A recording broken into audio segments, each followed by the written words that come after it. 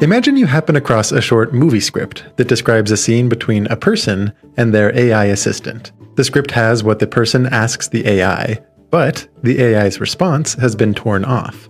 Suppose you also have this powerful magical machine that can take any text and provide a sensible prediction of what word comes next. You could then finish the script by feeding in what you have to the machine, seeing what it would predict to start the AI's answer, and then repeating this over and over with a growing script completing the dialogue. When you interact with a chatbot, this is exactly what's happening. A large language model is a sophisticated mathematical function that predicts what word comes next for any piece of text.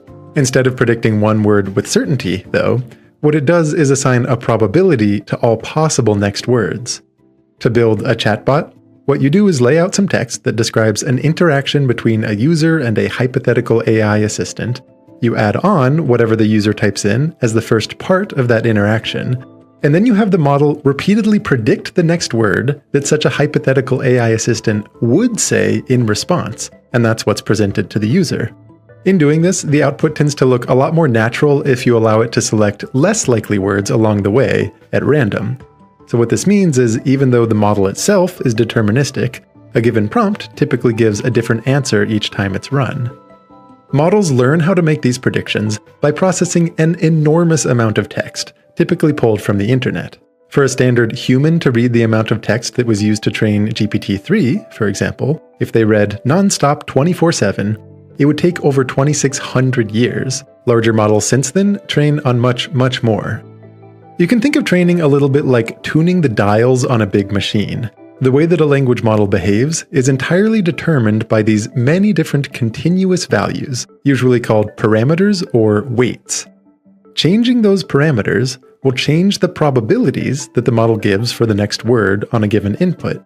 What puts the large in large language model is how they can have hundreds of billions of these parameters. No human ever deliberately sets those parameters. Instead, they begin at random, meaning the model just outputs gibberish, but they're repeatedly refined based on many example pieces of text. One of these training examples could be just a handful of words, or it could be thousands, but in either case, the way this works is to pass in all but the last word from that example into the model and compare the prediction that it makes with the true last word from the example. An algorithm called backpropagation is used to tweak all of the parameters in such a way that it makes the model a little more likely to choose the true last word and a little less likely to choose all the others.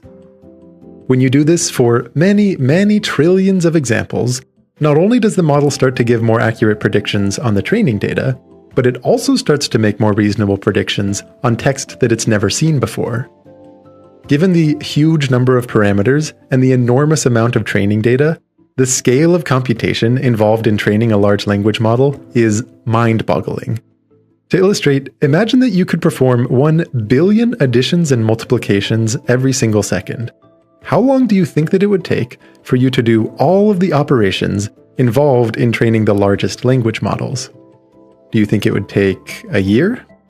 Maybe something like 10,000 years? The answer is actually much more than that. It's well over 100 million years. This is only part of the story, though. This whole process is called pre-training.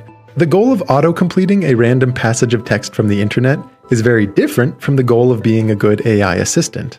To address this, chatbots undergo another type of training, just as important, called reinforcement learning with human feedback. Workers flag unhelpful or problematic predictions, and their corrections further change the model's parameters, making them more likely to give predictions that users prefer. Looking back at the pre-training, though, this staggering amount of computation is only made possible by using special computer chips that are optimized for running many, many operations in parallel, known as GPUs. However, not all language models can be easily parallelized. Prior to 2017, most language models would process text one word at a time. But then, a team of researchers at Google introduced a new model known as the transformer.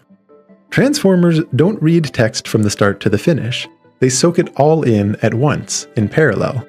The very first step inside a transformer, and most other language models for that matter, is to associate each word with a long list of numbers. The reason for this is that the training process only works with continuous values, so you have to somehow encode language using numbers, and each of these list of numbers may somehow encode the meaning of the corresponding word. What makes transformers unique is their reliance on a special operation known as attention. This operation gives all of these lists of numbers a chance to talk to one another and refine the meanings that they encode based on the context around, all done in parallel. For example, the numbers encoding the word bank might be changed based on the context surrounding it to somehow encode the more specific notion of a riverbank. Transformers typically also include a second type of operation known as a feed-forward neural network, and this gives the model extra capacity to store more patterns about language learned during training.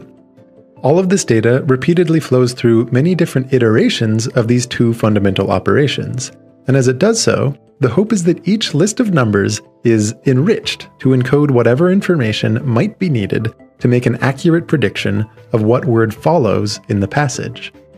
At the end, one final function is performed on the last vector in this sequence, which now has had a chance to be influenced by all the other context from the input text, as well as everything the model learned during training, to produce a prediction of the next word. Again, the model's prediction looks like a probability for every possible next word. Although researchers design the framework for how each of these steps work, it's important to understand that the specific behavior is an emergent phenomenon based on how those hundreds of billions of parameters are tuned during training. This makes it incredibly challenging to determine why the model makes the exact predictions that it does. What you can see is that when you use large language model predictions to autocomplete a prompt, the words that it generates are uncannily fluent, fascinating, and even useful.